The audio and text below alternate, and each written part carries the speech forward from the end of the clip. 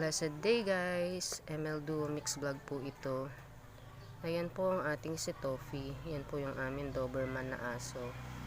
Ayan, kung pansin nyo po, nakahiga na lang po siya. Kung maalala nyo po, nasa mga unang vlog po namin siya. Siya po yung nanganak ng 10. Unfortunately, lahat po namatay.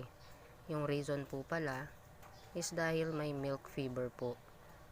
Ayan, yun po yung may lason yung gatas.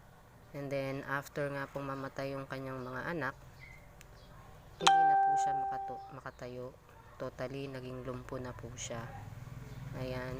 And then, dahil sa pagkaka-bedridden niya, nagkaroon na po siya ng bed sores. Malalaki po. Ayun nga po, sa may bandang hita. Sadly po, pag natutuyo po yung nasa taas na yan, papalitan po siya ng pwesto. Yung sa kabila na naman po yung gagamutin para gumaling sana. And then afterwards, pag pinalitan na naman po siya ng pwesto, yung isa na naman po at meron na naman po siyang bagong bed sores. Nakakalungkot lang po.